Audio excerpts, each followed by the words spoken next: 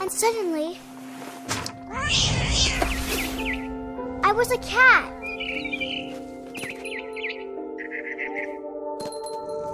I tried to be quiet, but the bird was really scared.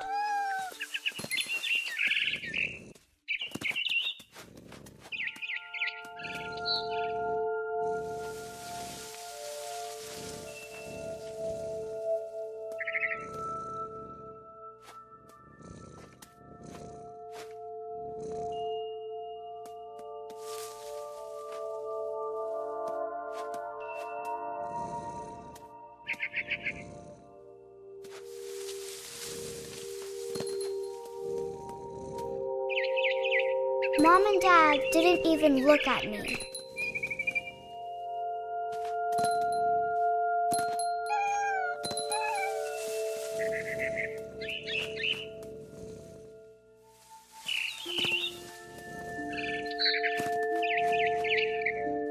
I jumped and I almost got her.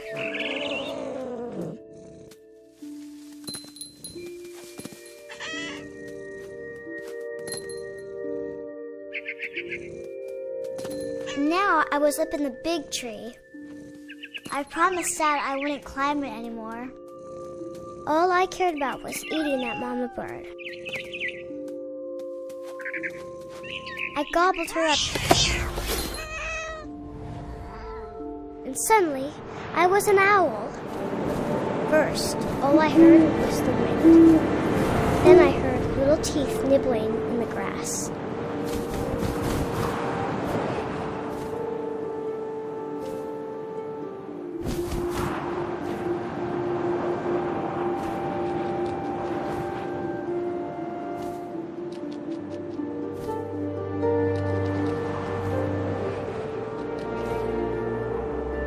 Rabbits.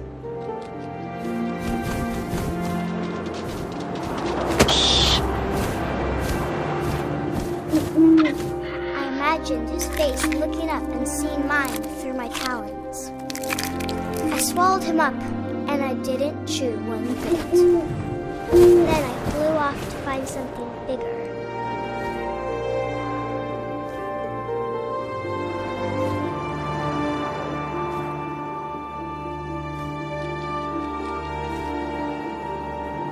A mama rabbit.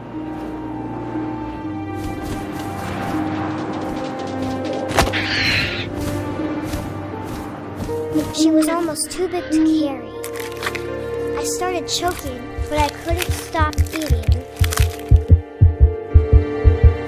And suddenly, I was a shark.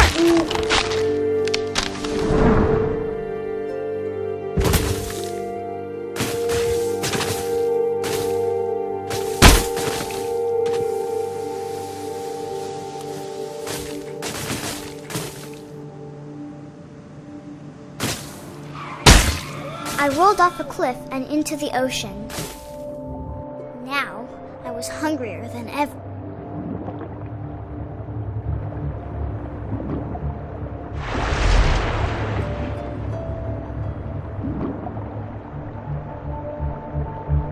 I wanted fat, juicy seeds.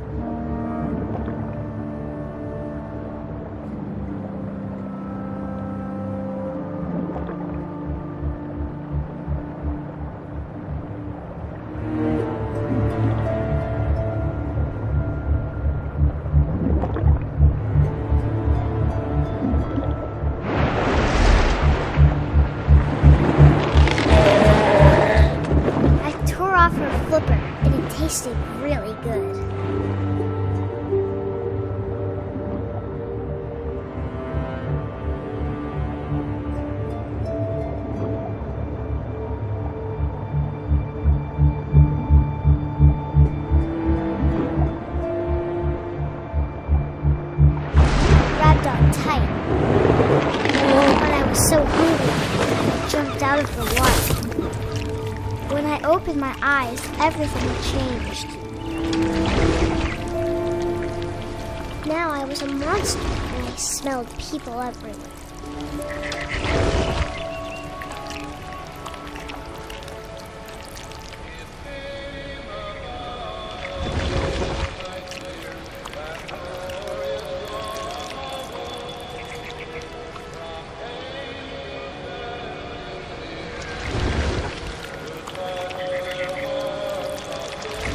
I was big, but I moved real quiet. Yeah! Ah!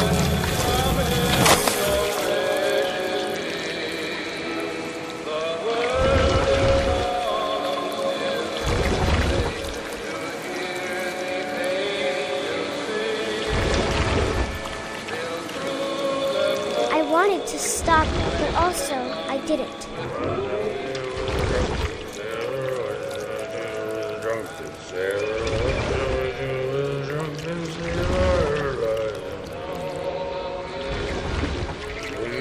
Belly with a rusty razor, his belly with a rusty razor, his belly with a rusty razor, and no more. What shall I do with a drunken sailor? What shall I do with a drunken sailor? What shall I do?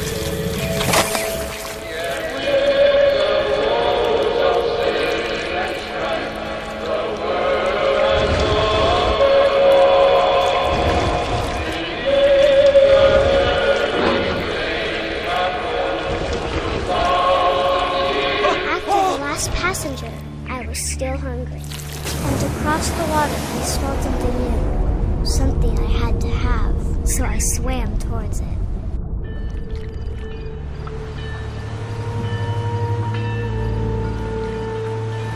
I slithered onto the sand, and the good smell went into an old pipe.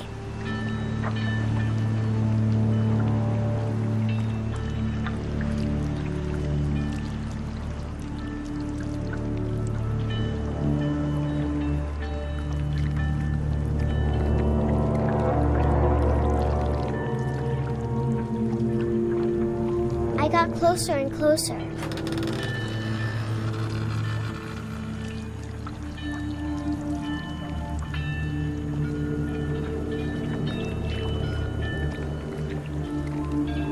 All my stomach started growling. And suddenly, I was me again. I held my breath for a long time, but I couldn't hear anything. I think it's waiting for me to fall asleep. But it's not going to wait much longer. It needs to be, and we both know I will be delicious.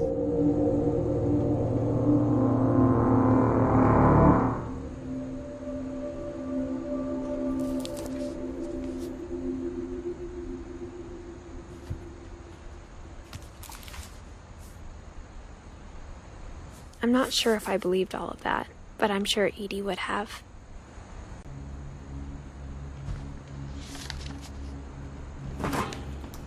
Of all the stories people wrote about Barbara's death, I'm surprised Edie saved this one.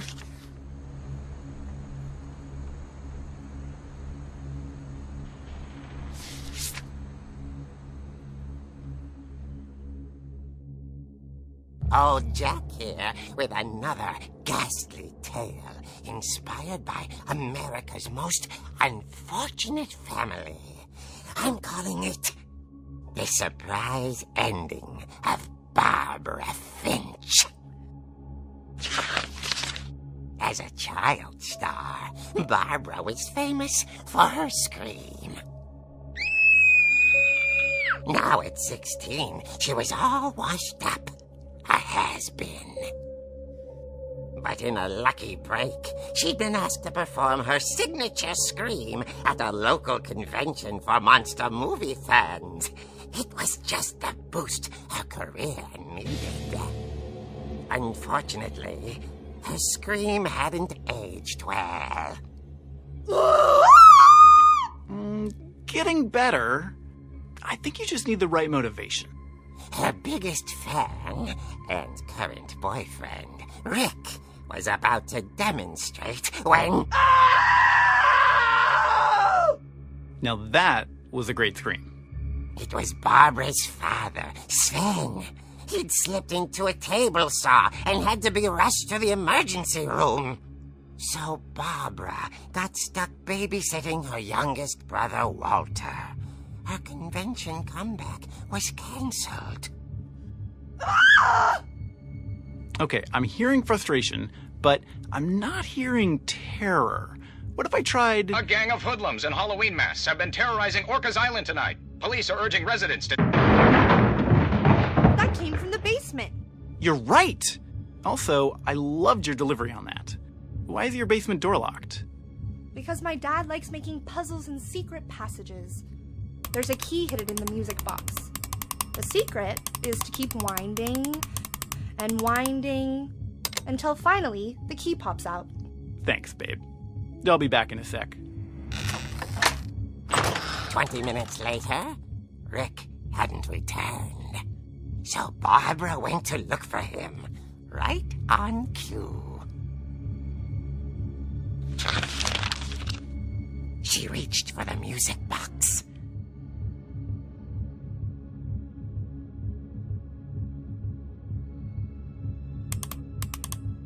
And as she wound the key, she listened for Rick, but the house was silent.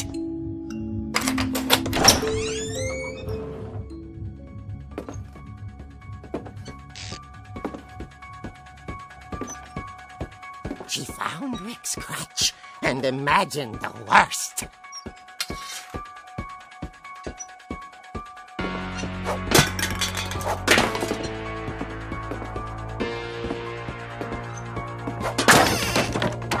The gang's leader is the infamous Hookman killer, Dr. Carl Hamill, who impaled and then ate his family 10 years ago tonight. Old Finch rattled and grew still.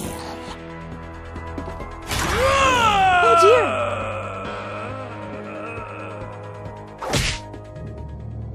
Oh! Rick? Barb, relax. I was just trying to scare you to help you find your scream. Well, I'm not scared, Rick. I'm furious. Then act furious.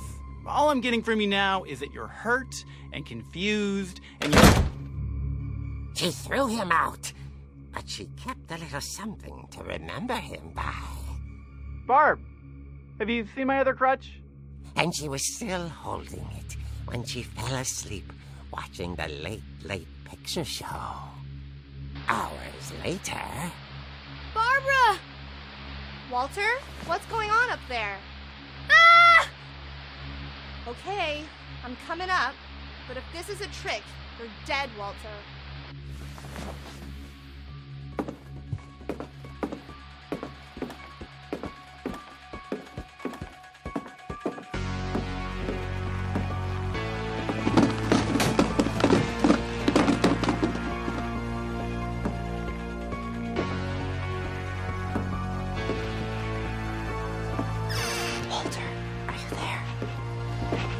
Walter had vanished, but his bedside radio was still on.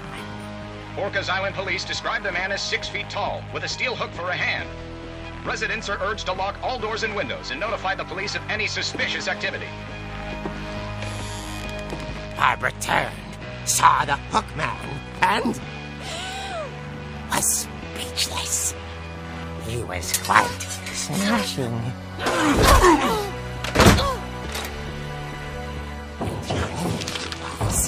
He couldn't get enough of Barbara.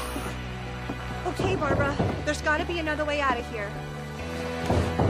That night, she played her part beautifully.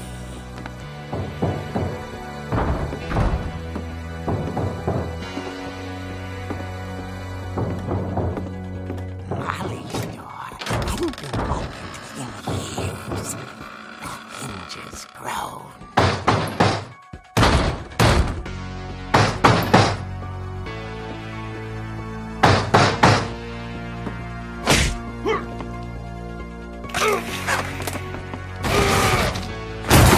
He wasn't moving, but she sensed the story might not be over yet.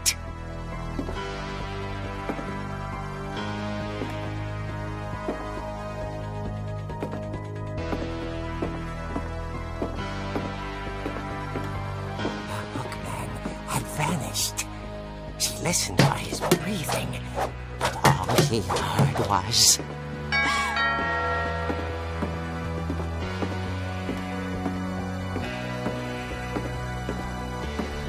At the door, she heard whispering. It was coming from inside the house.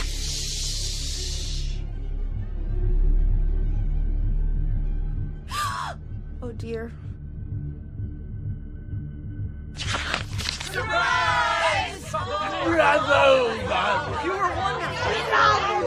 monsters had come to surprise her. For Barbara, it was a dream come true. Then she saw what kind of monsters they were, and she realized what was about to happen. She was going to be famous. And with her final breath, Barbara Finch gave the performance of her life.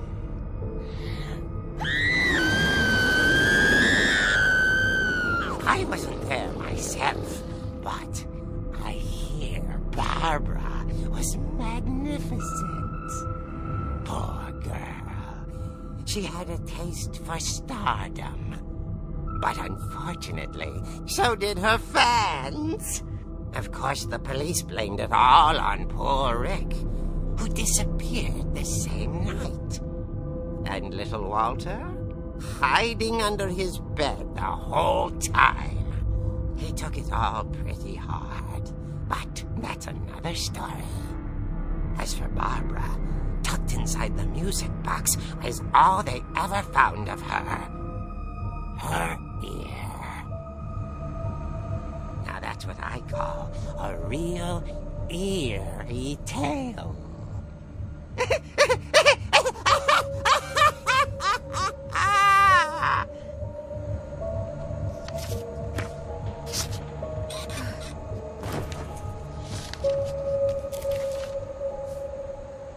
Edie told me all Barbara wanted was to be remembered, as absurd as that comic was.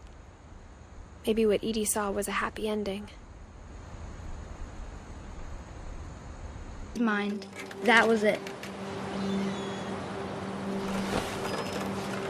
My brother said he'd die before he ate another mushroom. And he did. At Barbara's funeral, we swore we'd never be afraid again. And he wasn't. I think Calvin always wanted to fly. Sam! Calvin! Dinner's ready! Coming! But that day, he finally made up his mind to do it. I told him going around was impossible. Maybe if I hadn't said that,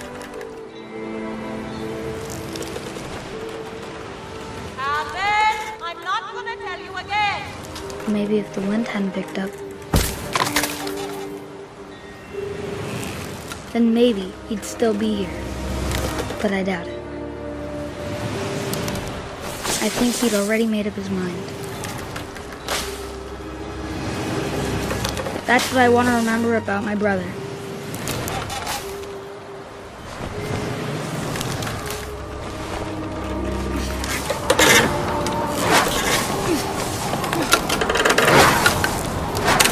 The day he made up his mind to fly. And he did.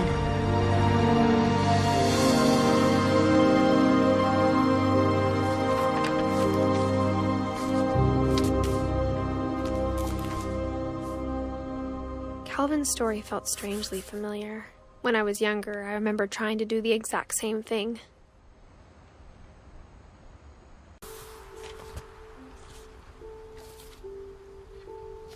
Dear Kay, do you remember the way Gregory used to laugh when he thought he was alone? Like something funny was happening, but only he could see it. I think he saw things the rest of us don't.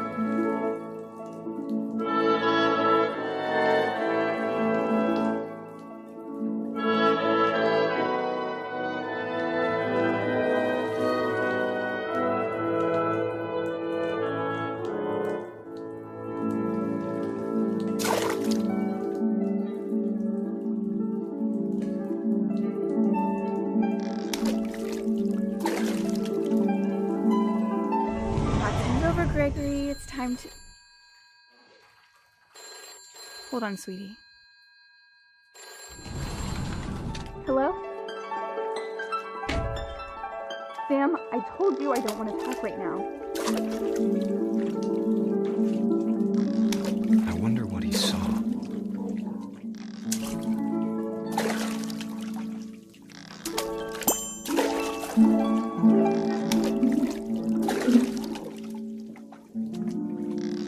What his world was like.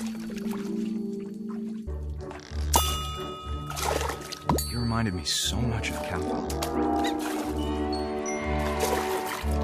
Lost in his imagination. Whatever it was he saw, it sure made him happy.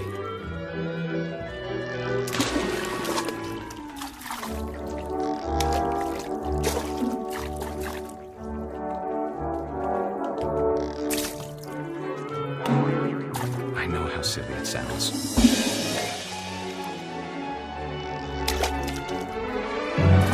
That I worried about a baby being too happy. But I could feel him slipping away. Sorry about that, Gregory. I know you did everything you could. Maybe if I hadn't called that night. Damn it. Hold on, I don't want Gregory. I wish he could have told us about the world he saw.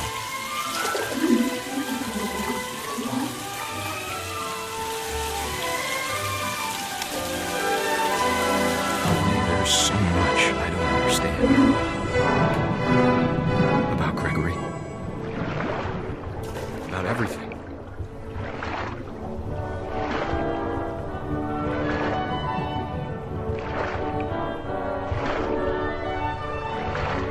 But I know what happened wasn't your fault.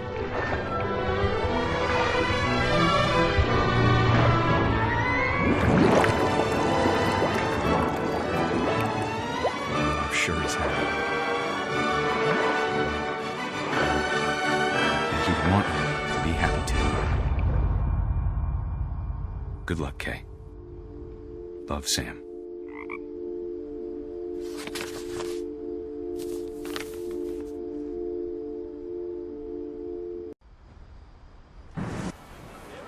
Our father never hit us kids, at least not very hard, before the day my brother said with teenage disregard that he'd be dead before he'd see a wedding in our yard.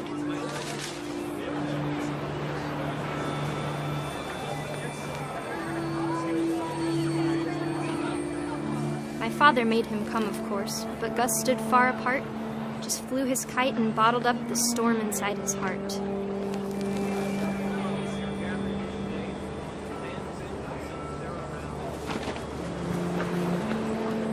I tried to talk him out of it, but though he'd never met her, we don't need a stepmom were the words that I now pronounce you husband and wife. You may kiss the bride.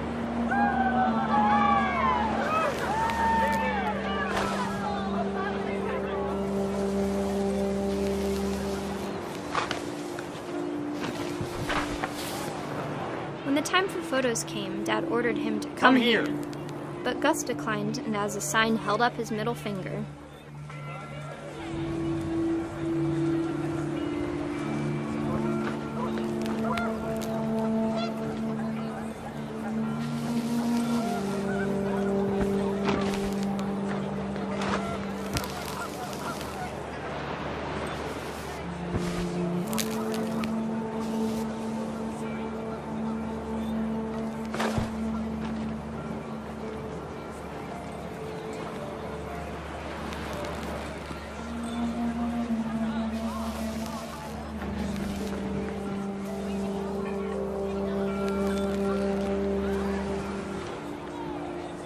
Wind picked up, and panicked geese appeared and quickly went. But all the humans did that day was go inside the tent.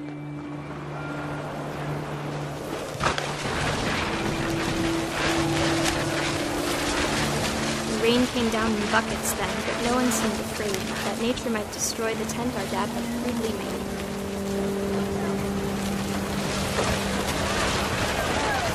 thunder sounded much too close and full of angry power. But all my father said to this was, "Make the music louder."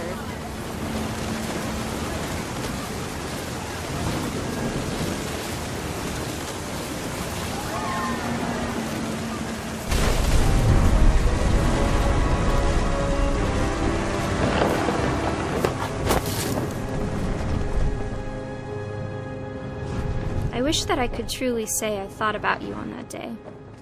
Out there on the beach alone, just you, the wind, the sea, and foam. But I didn't, until we found you.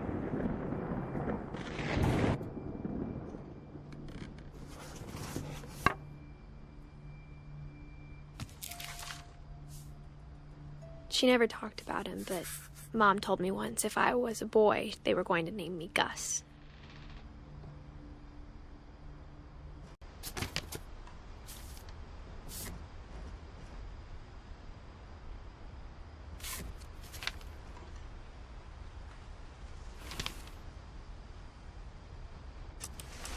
Dawn, I promise, you'll never forget this weekend. Yes, sir. These memories are gonna last a lifetime. Perfect. Am I gonna have to shoot anything? It's gonna rain the whole weekend, isn't it? I will never forget this weekend, Dad. That's the spirit. Okay, got it. I'm gonna take some pictures, okay? Just be careful. That camera's older than you are.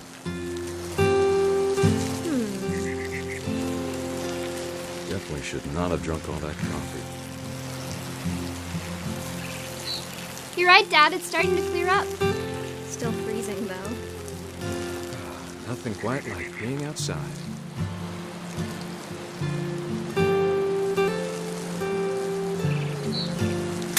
Hey! That's a keeper. A little more gas in the tank, I guess. I'm just saying, I'm not always gonna be here, Dom. You'll need to remember this stuff, if you want to survive. I'll be fine, Dad. You know who... Dad! Good eyes, Don.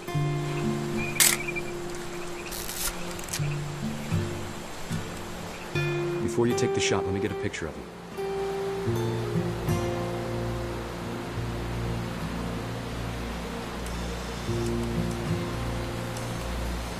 Dad, I... Just breathe. Turn off your imagination. Let me get behind you. Do I have to do this? Dawn, you don't have to do anything. But if you want to survive, you'll need to be strong. Great shot, Dawn!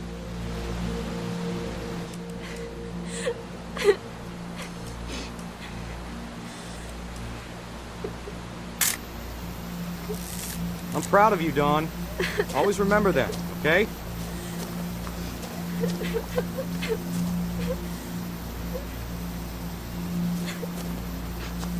Dad, it's twitching. I think That's it's totally normal, Dawn. Just focus on the camera. Try not to think about... Dad!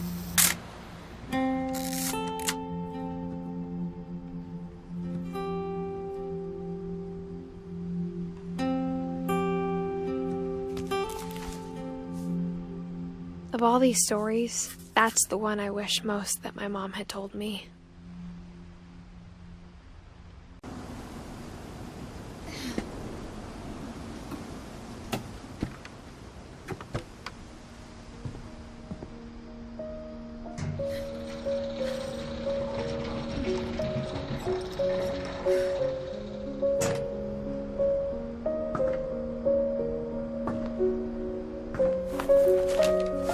Milton Finch in The Magic Paintbrush.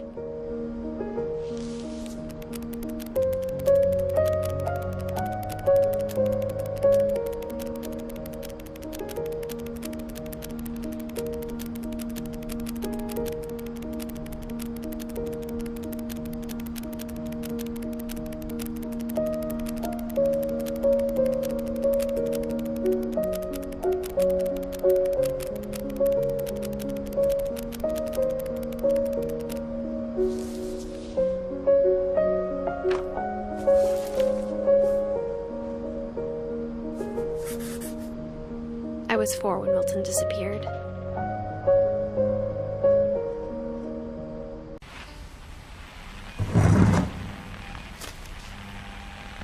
Goodbye, everyone.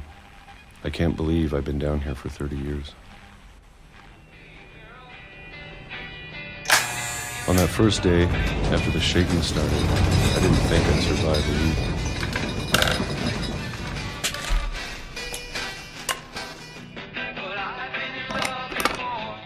But after a few days, I settled into a routine. That's what kept me sane.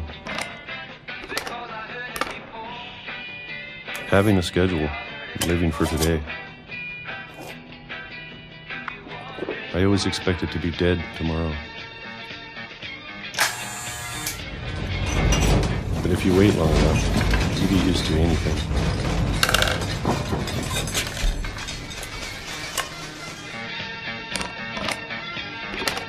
Even a monster on the other side of the door starts to feel normal. Almost friendly.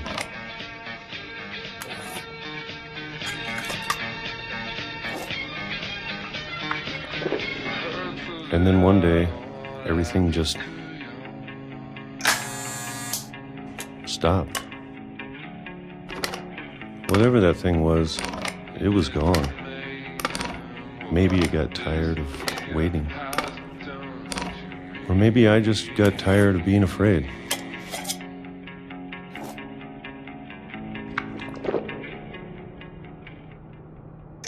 It's been a week now, the longest in 30 years. I'm done waiting. I have to leave. Well, I still can.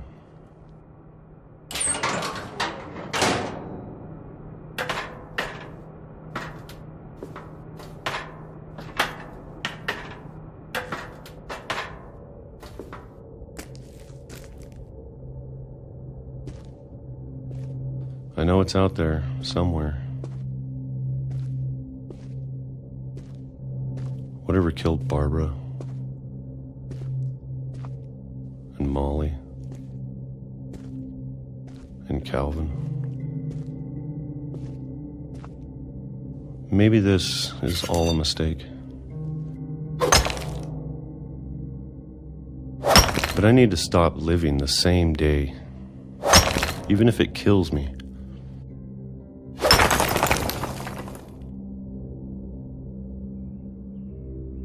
Whatever's out there, I want you to know I'm ready for it. I'm going to appreciate all of it, especially the food. I don't mind if I only have a year left, or a month, or a single week. I'd be happy with one new day. I can already imagine the sun on my face.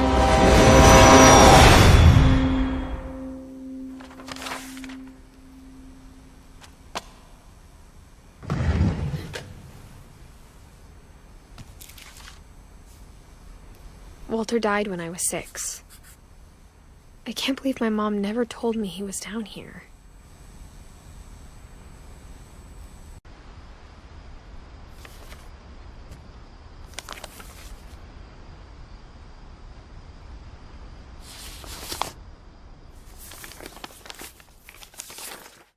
Dear Mrs. Finch, as Lewis's psychiatrist, I can understand your desire for an explanation. As I see it, the trouble began in January, shortly after we convinced your son to seek treatment for substance abuse. Newly sober, I believe Lewis first noticed the monotony of his daily life.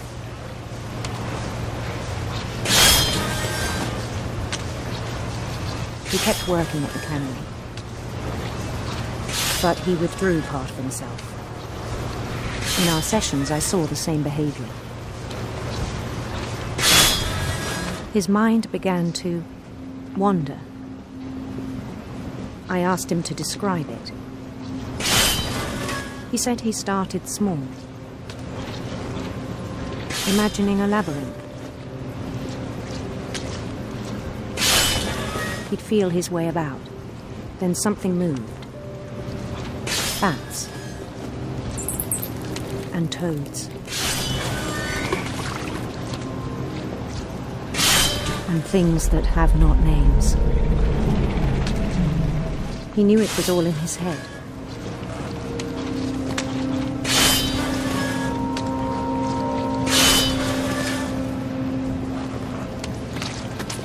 But he took it very seriously. I had hoped he'd find himself.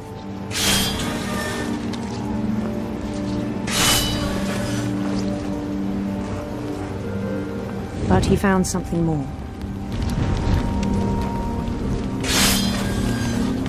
I worried about him then, daydreaming at the cannery.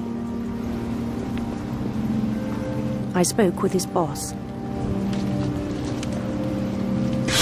But he said Lewis had become a model employee. Methodical, tireless, focused. Like a whole new Lewis. So I let him go on.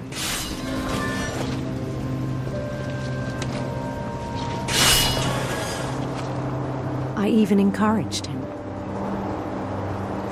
It seemed very promising at first. He told me he'd made a new friend.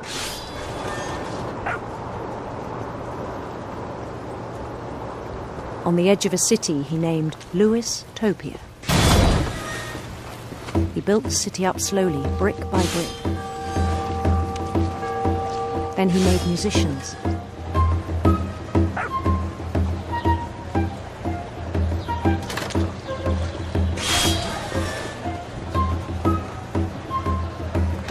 And songs for them to play. He talked about starting a band.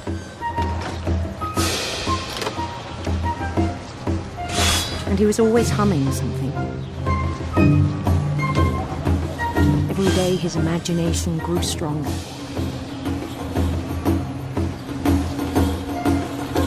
He no longer spoke at the cannery.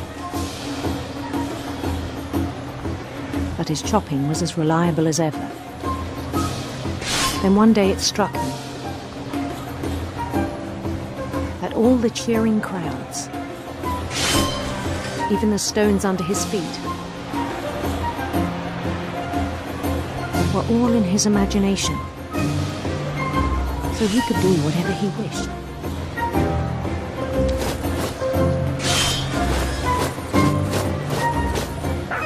He held an election for mayor,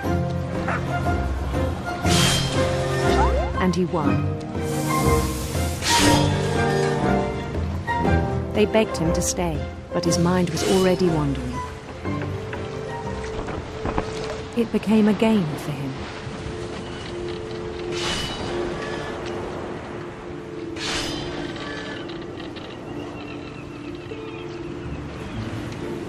He'd conquer a city, then immediately push on. New Louisville. St. Louis. He started drifting away from our reality.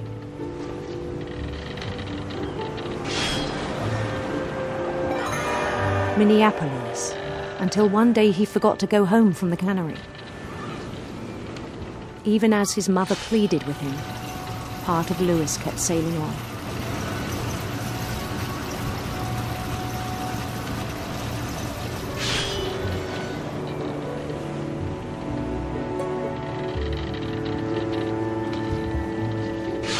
In Lewisburg, he heard rumors of a handsome queen.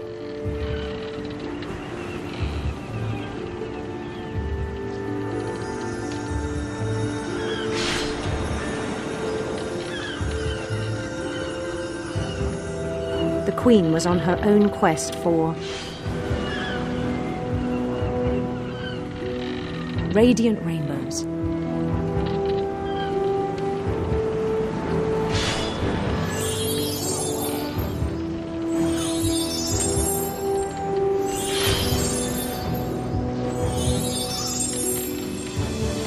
He followed the sound of her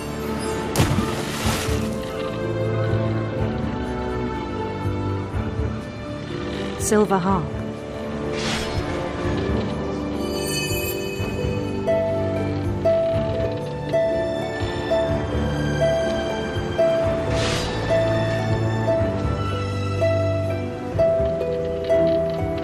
His chase led him to a golden palace east of the sun and west of the moon. Even then, his logic remained sound. He knew the world was all in his imagination.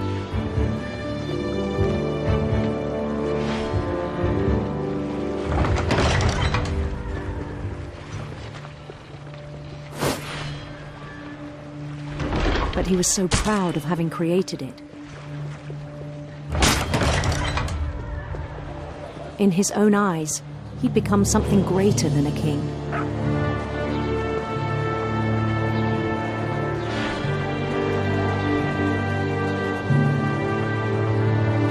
For someone who'd never known success in the real world, I think it was overwhelming. And then it struck him that the real Lewis was not the one chopping salmon, but the one climbing the steps of a golden palace.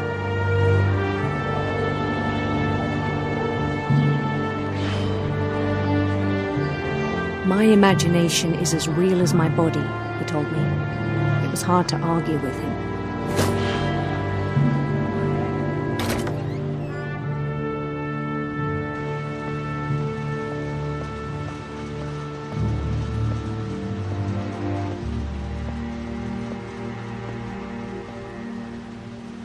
He began to forget the world we know.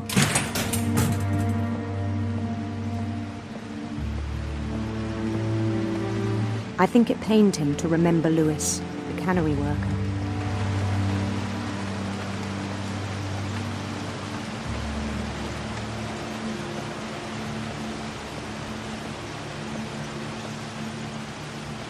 He began to despise the man with a royal contempt.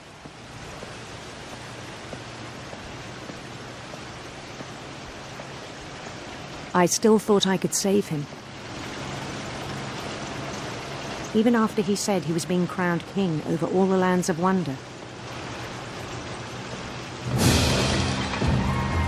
The palace would be packed with his companions.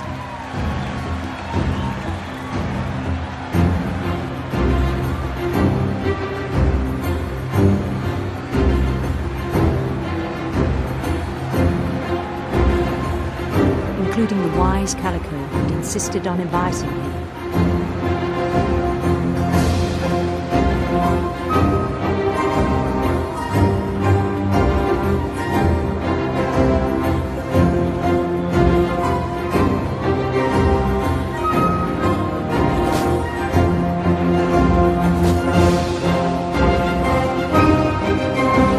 Queen waited, holding his crown.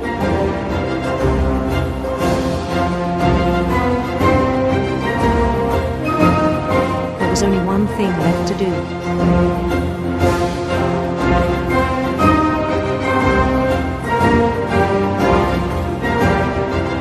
Bend down his head.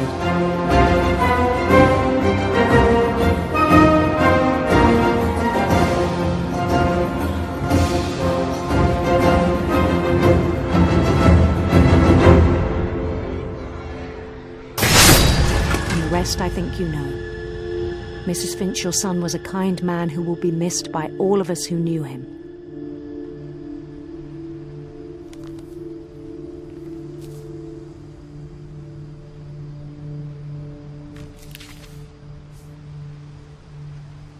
My brother was really cool. I wish you could have met him.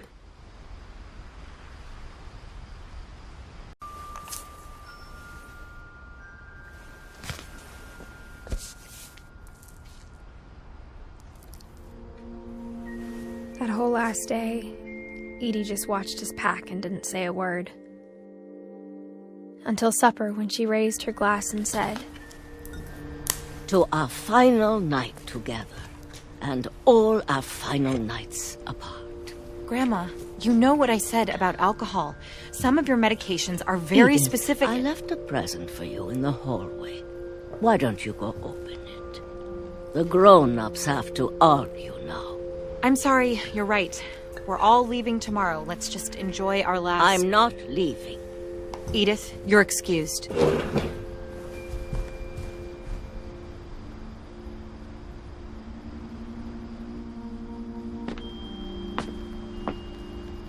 power had been shut off that morning, but Edie always had plenty of candles. When my mom sealed the library, I don't think she knew about the other entrance, or that Edie had a key to it.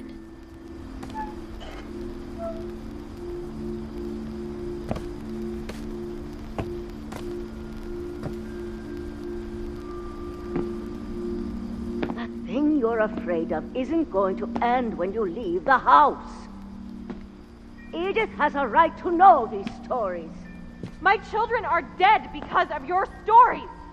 I think it's best if Edith and I leave tonight.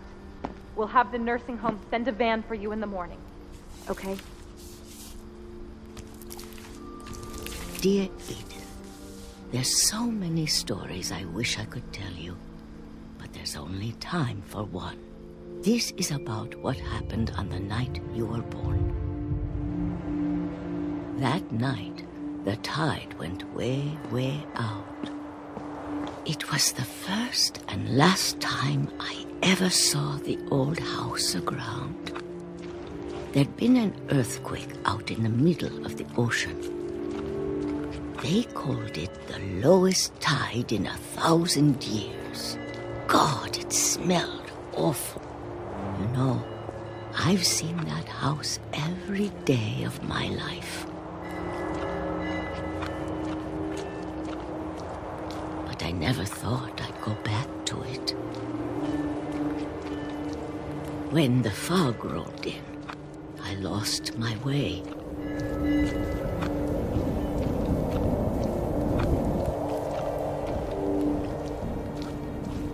I got turned around.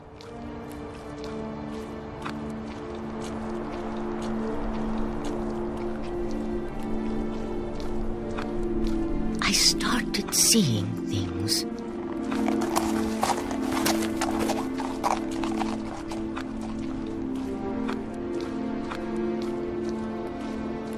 Things I'd forgotten had ever existed.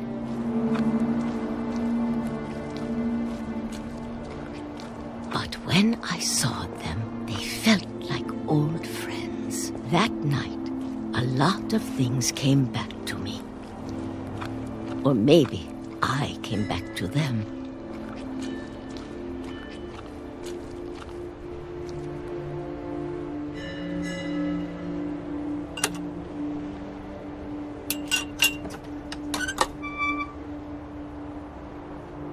Things I can't explain, but that I need you to try and... Edith, what are you doing in here? It's mine. Edith! Mom, you're gonna rip it! Let go! I kicked and screamed, but Mom dragged me to the car.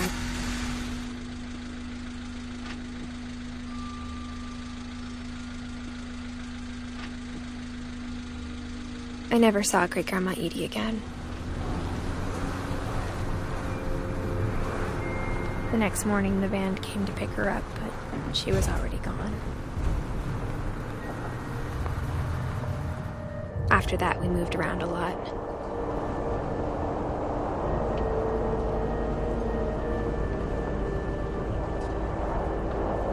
We both tried to make the best of it.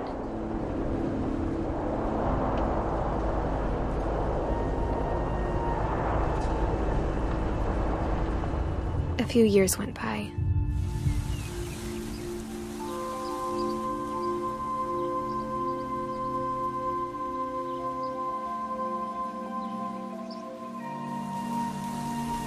My mom didn't like to talk about it. But she started getting sick a lot. The rest happened pretty quickly. She got better for a while, and then she didn't.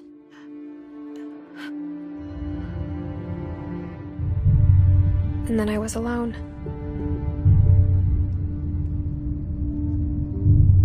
The last finch left alive.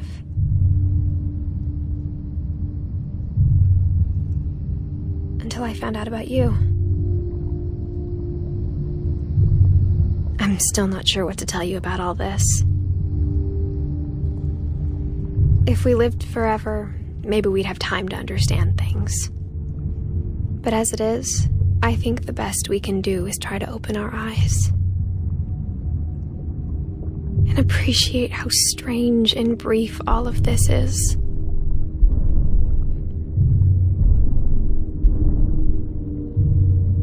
This journal was supposed to be for you. But now I hope you'll never see it. I just want to meet you and tell you all these stories myself. But I guess if you're reading this now, things didn't work out that way.